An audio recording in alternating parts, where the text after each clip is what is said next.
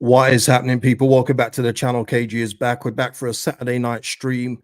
We're here, well, not directly after, but we're here after the Valencia game. Just as I've turned live, the official announcement of Summerville has been completed.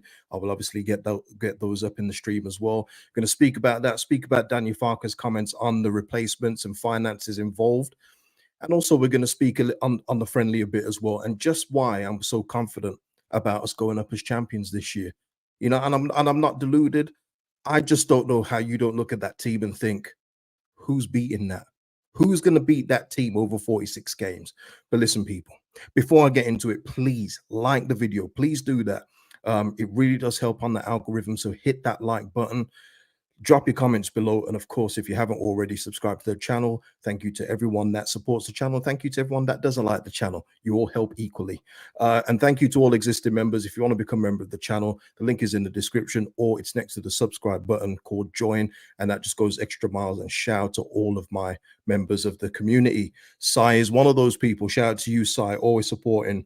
James here saying great performance to end preseason. It was, absolutely was. Yeah, Richard, I mean, I think someone forgot to tell Valencia it was a friendly. I do. I think someone forgot to tell him, but the guy that got sent off, I think he just wanted to get off the pitch the way that he was. He just went to Junior, yeah, give you a kiss. I'm off, man. And he was like, nah, Valencia, I'll see you back in Spain, lads. You know what I mean? Mike saying, big up to you, KG. Glad to have the football back. Yeah, Mike, I can't wait.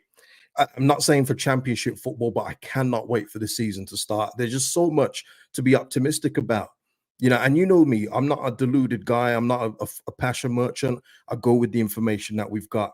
And even with the Summerville departure, as crushing as that is in terms of what you take out from the team, what we have currently right now and what we could possibly add, I'm just excited, people. And for the people that don't think we're going to go up, I would love to know the reasons why. And why is in the other teams that you see that they have that we don't. And if you say Daniel Farke, fair enough. Okay, if that's your reason, but I just don't see how you're not looking at this team and thinking this is a top 2 squad. It is for me anyway.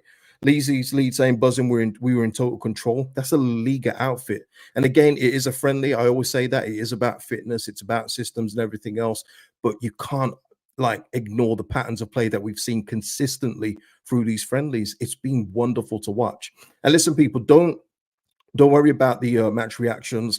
I'll be back as normal when the regular season commences, back to the original and best, you know, post-match reaction straight after the games. We'll be doing watch-alongs as well this season, so just hit the notification bell, people, and stay tuned to the channel.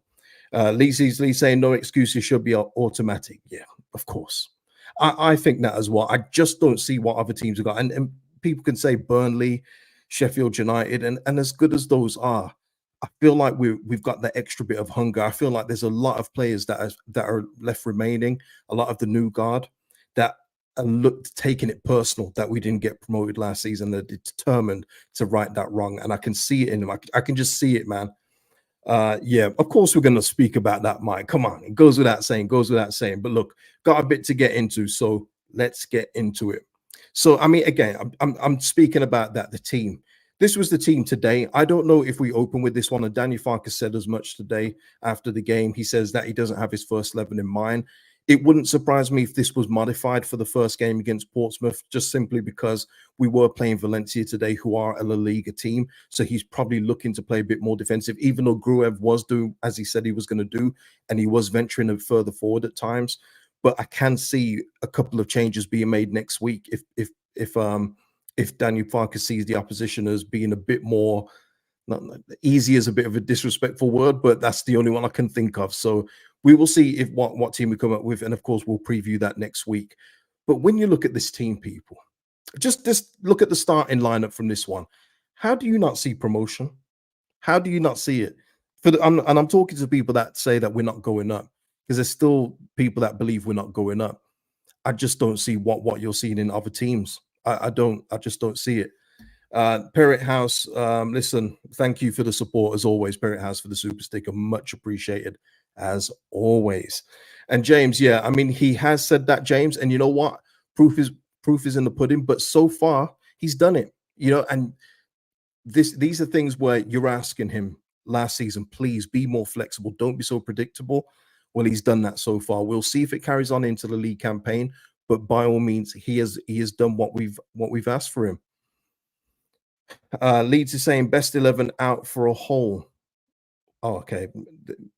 Yeah. Caspadino, do you think Jorginho has a clause? Seems like everybody does.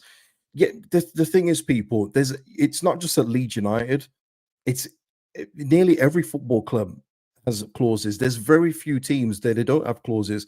I mean, if you support a La Liga team, people, they all have clauses by law. They have to have transfer clauses in their contracts. But when you're a team that's in the championship and when you've signed players in the Premier League or you've negotiated new contracts with them while you're in the Premier League, agents and players will look after themselves, and that's just the way it is. Don't take it personally. It's nothing against your football club. Don't take it to heart, but that's just looking out for themselves and their careers. There's a lot of you'd be surprised. There's probably Man City players with clauses in their contracts that if a certain, like if Real Madrid come in for them, that they can leave for a certain price. It's even happened at Man United with certain players where they wanted to go elsewhere. It happens at every football club, people. It's nothing new in football, and it's never going to go away. It's never going to go away. It was yeah, Max saying strong bench too. Yeah, I mean the game on that sending off, in terms of me getting sent off, the subs coming on, it did disjoint it just a little bit for me. But I'm saying when we come up against some of these lesser teams in the championship, I think they will make an impact. And I'd just say this as well: if you're bringing on Verba, Rothwell, Aronson, Peru at this level, we've got people on our bench that would kill to have them in their starting lineups in this division, big time. I'm just very confident, people, and that could be my downfall because this football does love to let us down. I get it, but nah, I'm just on it, man.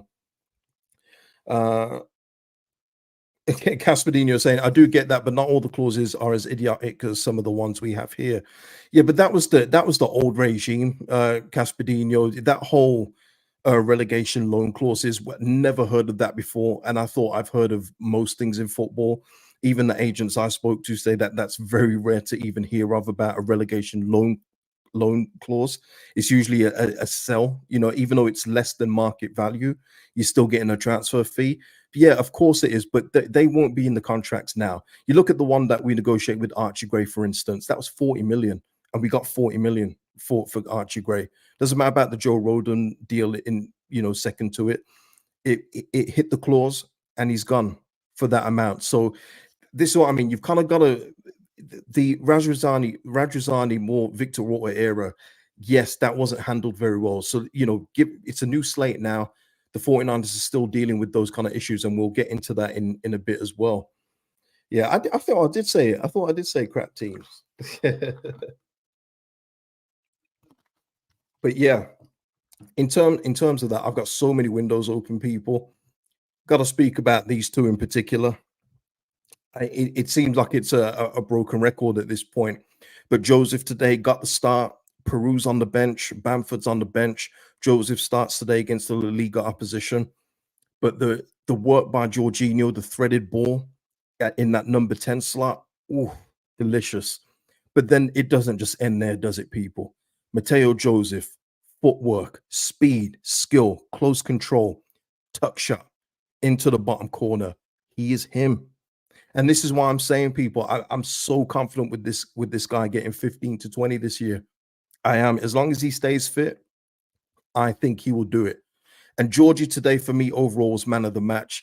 His goal, by the way, sensational. And it's like one of those, isn't it, though? Like, Georgie, can you keep those private until after the transfer window shuts, please? Because yeah, we don't need people seeing that on the internet, because these clips are going to go around like crazy. There would have been scouts there, of course. But Georgie, man, when I say that he and Summerville last year were our difference makers, we need to keep Jorginho. He's just different level. And the thing is as well, his goal came from him pressing from the front. That's what he gives you, though. He will get back. He does all that dirty work. People trying to call him a luxury player have no idea what they're talking about. He's the one that gets back. He tries to get stuck in, sometimes to his detriment because he fouls a bit, doesn't he? But yeah, he is yeah, just a sensational player. And if he stays, I'm going to enjoy watching him every single week, like we did last year, up until the injury later on in the season. But yeah, Georgie's sensational. Yeah, absolutely, man. Max, that's a great thing. That's a great description. He did. He looked like a superstar. He literally looked like he was playing on the park with some kids at times, and that's against La Liga opposition. People, sensational, man. Yeah, it is imperative we keep him. Yeah, that's what I mean. We need this window to shut quickly. If you was to give me the option now, I know that I want another left back in. I know that, but and obviously now we'll need another attacking replacement. But if you was to give me the window shut now with no other departures and no other incomings, I would take it right now. I would just to get all these vultures away from our best players. James saying if Jorginho has improved his finish in the league, is in trouble. Yeah, James, I said this in the summer. You know, that's the thing. He's a young guy, and people think that that's the version he's going to be his whole career. I highly disagree. I think he will improve his finishing. I do see him getting double figures. It may not be pretty at times. We know that with Georgie in terms of his finishing, but I think there is going to be improvement this year, big time. And I'm willing to be proven to be wrong, but I would hope I'm right, and I think all of you will hope I'm right too. Uh, but yeah, just these two in general, just the link up that they've got, Bogle as well, just his work down the right. I think he'll be fine as well. By the way, I know he got taken off after that crazy tackle, but I think he'll be okay. Just some of the link up play, some of the fluid football we're playing, it just looks brilliant. And you can't just say it now. It was against second tier German opposition. We're talking about Valencia here. David asked him the score. It was 2-1. It was 2-1. Yeah, Ian, the finish today was pure filth. I mean, just the audacity to try that. The unmitigated goal, I should say, to try that. There was even defenders back on the line, and he just chipped it over everybody. Just sensational. Just sensational, man. G Smith in the house. Thank you for the super chat. For the knowledge and hard work you provide. Keep it up, brother. Best on the tube. Georgie was dirty today. Salute to you, G Smith. And yeah, thank you for that. And he was a sensational. And that's what I'm saying. Who else in this division, bar Sheffield United, with Harmer, I would say. And let me just talk about Harmer for a second, people. Let me find the tab, because a few of you did message me and said, "Hey, Gustavo Harmer's at the game. He's there. Are we going to sign him?" Well, Graham Smith and a few other reports as well, by the way, confirm Harmer was there as a guest. He was there as a guest of Jadon Bogle. So there you go, people. We're not getting Gus Harmer, but imagine if we did, though. That would be a real good signing, really good signing. But yeah, he's not going to come. Can you imagine Sheffield United selling us both Bogle and Harmer? Do not see it happening. But yeah, thank you, G Smith, for that. I have so many windows open. And as well, just on Joseph as well, by the way, just to continue and finish up on this. You see, when you're looking at this screen here, this is Mateo Joseph in preseason. You know what you're looking at there? You're looking at goals. You're looking at an assist. It doesn't show you the good hold-up play he's been making, the movement he's been making to make space for other people. But you know what you're not having to do? You're not having to talk about ancillary things here. You're not having to talk about his hold-up play. You're not having to talk about any of that rubbish. You're looking at goals. And that solves everything. And that's just the way it is. That how it should be for a striker. Shouldn't be one of these things where you're coming up for, oh, well, I think that he did stretch the play here when I imagine that happening today. It shouldn't be anything like that. It should be, what did he do on the pitch in terms of goals? And that's what Joseph does. Yeah. It was, Nate. It was absolutely brilliant, man. It was brilliant. Yeah, Brewster. You see, Sheffield United, they are so lucky they're not a big club. They are so lucky they're not a big club, because two horrendous signings when you look at it in totality. Maybe McBurney was fine in the Championship, so put that one aside.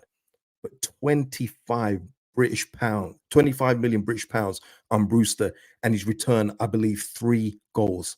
Yeah, that don't get spoken about enough, but you can get away with those things when you're not a huge club. So they're very lucky, man. They're very lucky. Jason saying a lot of Sheffield United fans still expect Harmer to go. Yeah, I mean, look, it's going to be tight for them. We've just seen, and I'll give you the example of Gabi Sara. Spoke about that yesterday. Apparently, the fee's 23 million plus another 3 million in add-ons. We was never competing with that, people. We cannot compete with that. So Sarah's going to Galatasaray, and it does make you think that you see Summerville going now, Sarah going, is there going to be someone in for someone like a Gus Harmer? Because again, Gus Harmer, I'd say like him for Summerville, like Jorginho, he should not be playing championship football. He's a cut above this league, absolutely a cut above. So it would surprise me if Sheffield United did get to keep him. And quite frankly, for our promotion hopes, I hope he does go. I do hope he goes. But yeah, he's a really good player, people. Really, really good. And just to confirm this, yeah, Harmer's buyout clause, it isn't for Leeds United. It will be for teams in a higher division. So yeah, we cannot activate that clause, even if it was cheap. It doesn't apply to us. It applies to teams in higher leagues for sure. Phil here, and just leaving on the friendly stuff, and we'll go on to some of your things here. Phil just saying, if we keep this team, we walk the league, we look like a proper team today. Yeah, and Phil makes a great point there, by the way. Just the togetherness, the way that we look together. It looks like some of them have been playing with each other for absolutely ages, when we know that's not true. You've had players coming back into the fold, players now breaking through, making their name, a la Joseph. It just looks really good. There just looks to be a real zip about the place, like a real determination in the squad. And I love to see it, people. I absolutely love to see it. And like our captain says, Ampadu, like Joseph has said, there are standards to be met, and it looks like they are trying to meet them every single game. And listen, look, what we can't have though, because I listened to Daniel Farke after the game, and he was talking about that's 5 wins, all wins in preseason, and we've beaten Valencia. If we do fail to get promoted, I hope he doesn't say that at the end of the season. Well, we didn't get promoted, but we won 5 preseason games, and we beat a La Liga outfit in Valencia. Well, hopefully he doesn't go back into that, people. Yeah, just do your job, Daniel. Do your job, all right? Listen, Indian Joe, you are the last of these kind of people. And you know what I'm talking about, Indian Joe, that you've noticed that a few of your friends don't comment anymore. But, Indian Joe does make a bit of a fair point here. What I will say is, and it goes into the recruitment, if we do get a few injuries, the team does look a little different. So we do need to replace Summerville. We do need to get in another fullback and another midfielder. But Indian Joe, no matter what happens, he doesn't comment much anymore because there's a lot of good things happening. But if there's anytime there's a bad result, Indian Joe will be in the house. Always, always. But listen, people, that's tremendous, Mike. Right. Let's go to Chris Summerville, right? Let me just get this here. And while I'm doing that, people, please hit a like on the video. I've got so many tabs open. So many. Let me just clear this up a bit. Clean it up. Bing. Chris Harmer. Why is there so many? Why is there so many? Lord have mercy. Got some that don't even need to be. So here we go, people. Right. Crescencio Summerville joins West Ham, and it was announced at 8 o'clock. Let me just get a sip of drink here.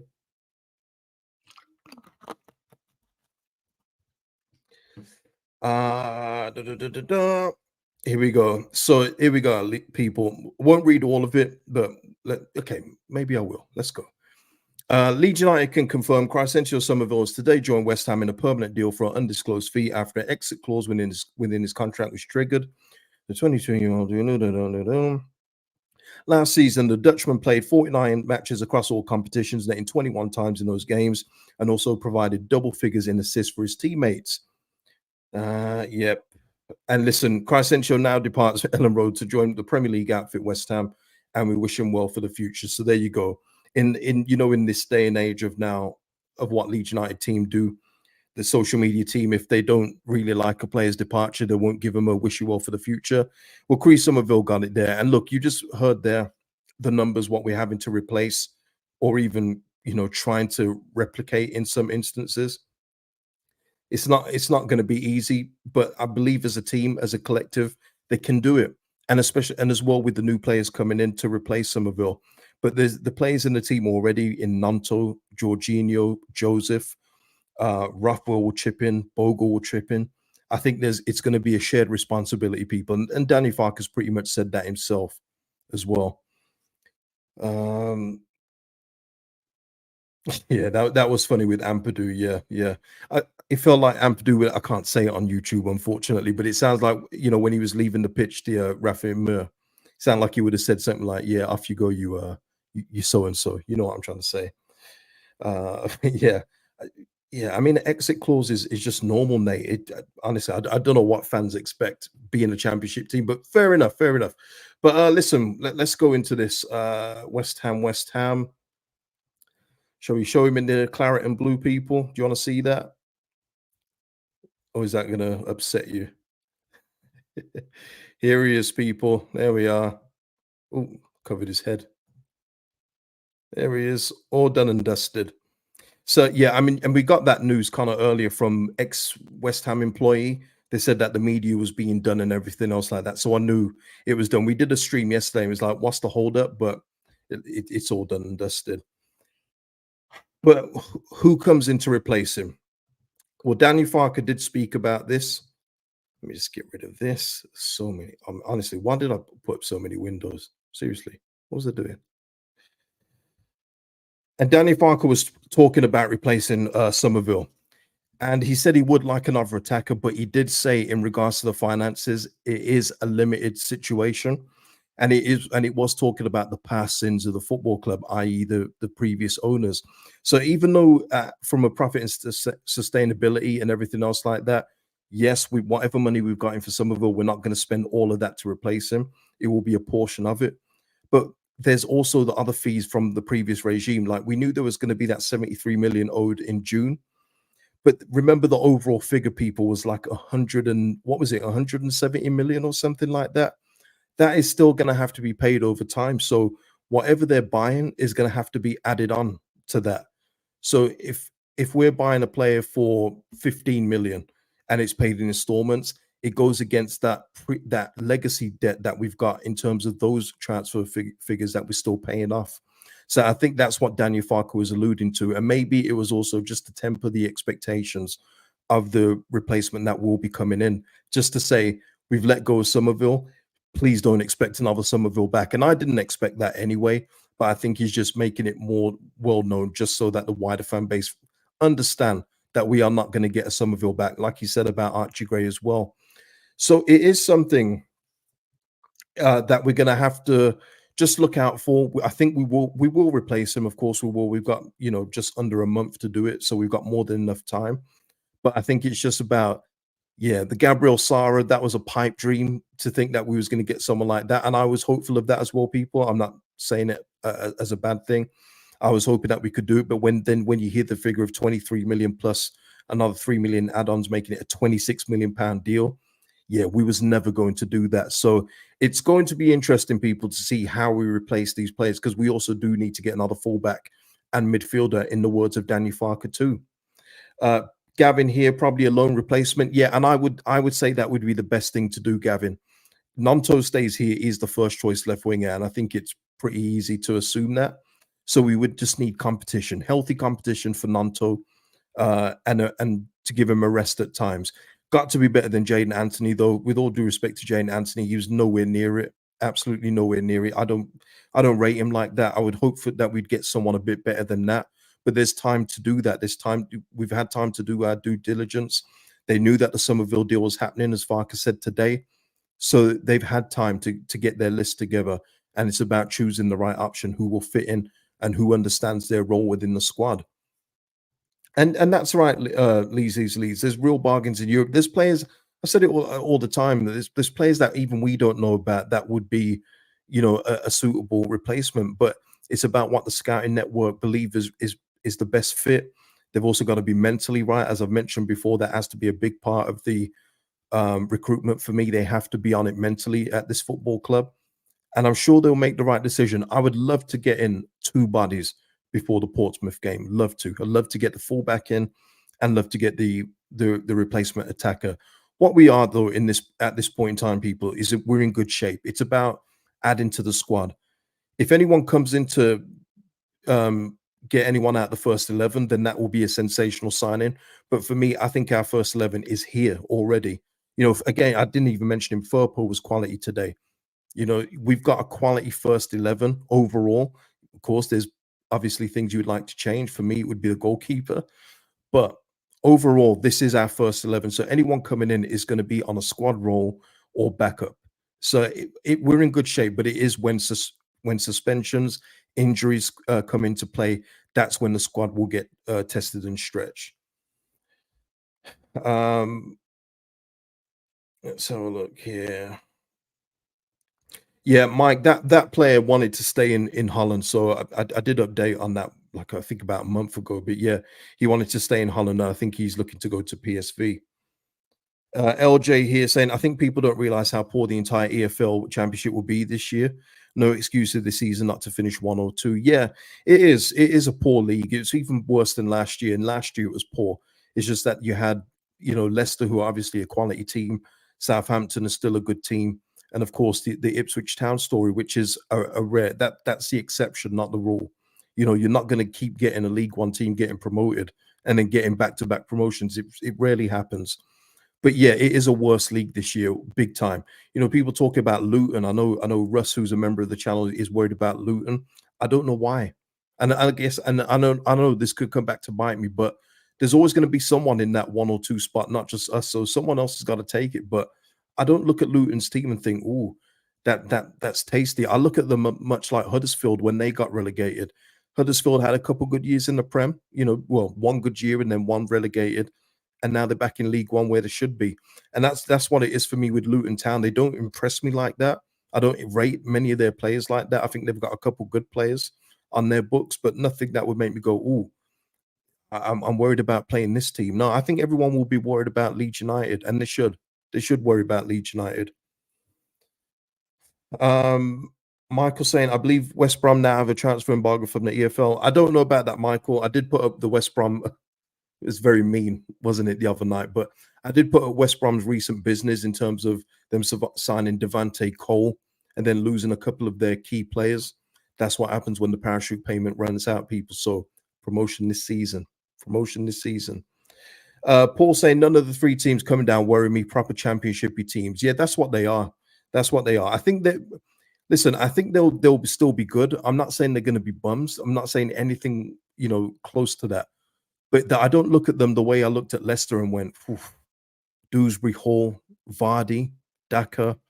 Yeah, I'm worried about that. I don't look at these teams the same way. I think Sheffield United are building a very Chris Wilder type team, which is quite worrying.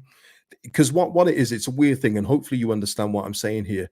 Sheffield United are linked and signed to players that I know will do well for them, but I wouldn't want them at my football team. Does that make sense? Just meat and potatoes. But I know what I'm trying to say. But yeah, Sheffield United look like they're building something, but who knows? They've still got a lot of gaps to fill themselves. So we shall see. Um, yeah. Let's have a look here. But yeah. So that's just basically it on Daniel Farke in regards to what he said. So don't hold your hopes out for anything big in terms of signings. I am gonna hopefully when we do get the winger signing, maybe then I'll show the message on my phone. But yeah, I think it is going to be around a certain amount, and maybe we'll be playing in that ballpark. But we shall see. We shall see. But yeah, listen, people, I'm going to leave the show there. I don't think there's anything else that I need to cover. Covered preseason. Yeah, that is it. That will do the trick for this one today. But listen, people, like I say, once the season's back up and running, match reactions will be back straight after the games, as always. Come back here and we talk about the game in depth there. We'll be doing watch longs as well this season, so look out for those when I do those. And listen, on this video, please like it, please subscribe, drop your comments, and I'll see you in the next one, people. Peace out. Enjoy the rest of your weekend.